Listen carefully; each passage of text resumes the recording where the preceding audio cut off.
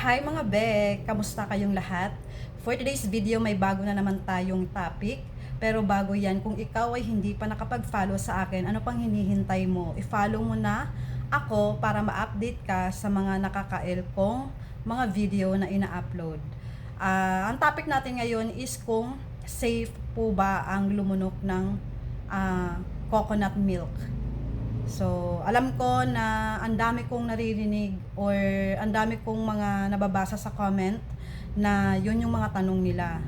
Kasi nga daw ginagawa nila. Hindi nila alam kung okay lang ba daw or hindi. So, ngayon, magbibigay ako ng opinion ko regarding doon. Para sa akin, kasi syempre, alam naman natin na pagdating sa mga church bahan, normal lang yung mga ganyan.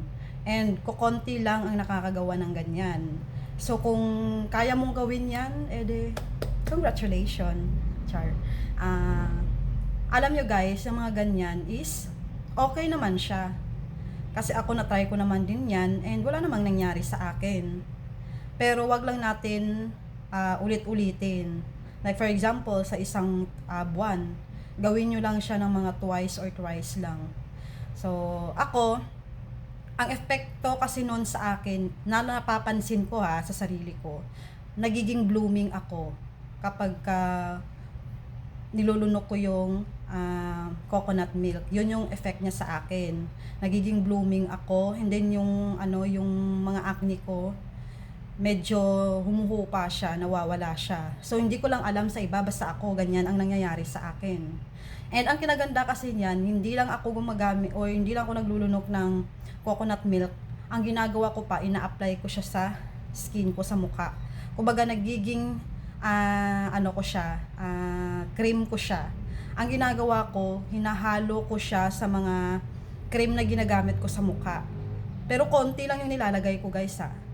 So nilalagay ko yan bago ako matulog. Kaya ang kinaganda nun, ang epekto sa akin, nagiging maganda yung kutis ko. Ayan. So, hindi po ako ma-acne guys, hindi rin po ako ma-pimples. So, yun yung diskarte ko doon. And hindi ako 100% sure na tatalab din siya sa iba. Basta sa akin, ganun ang epekto niya. Gumagamit ako niyan guys sa mukha ko sa gabi lang before sleep.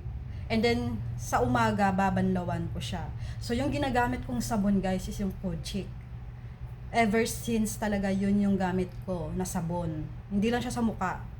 Sa katawan ko pa. Yun yung ginagamit kong sabon. Kasi, para sa akin, nakakaputi yung Kojic. Yun yung partner ko. So, hindi ko po sinasabi na pwede nyo akong gayahin. Nakadepende po yan sa inyo. Kasi, basta ako, yun yung ginagawa ko. And nakikita ko na maganda ang epekto niya sa akin. And then, ang pangalawang tanong sa akin is kung may asawa na ba daw ako. So, ako po ay single. And, hindi ako ready to mingle. Kasi, gusto ko mag-focus sa sarili ko at sa mga anak ko. Gusto kong mag-focus sa kung paano ako yumaman. Kasi, kapag natupad yun, na maging mayaman ako, of course, magiging maganda yung buhay na maibibigay ko sa mga anak ko. So, for today, kumbaga stay single muna ako right now kasi pag single ka, walang stress, walang selos, walang sakitan emotionally, physically, as in peaceful ang mind mo. Unlike kasi kapag may jowaers ka, grabe, andun yung mga selos, hindi may iwasan. Selosa pa naman ako. So ako pa naman yung tao na ayaw ko yung may kahati ako, ayaw ko yung kumbaga, basta selosa ako. Gusto ko pag akin lang.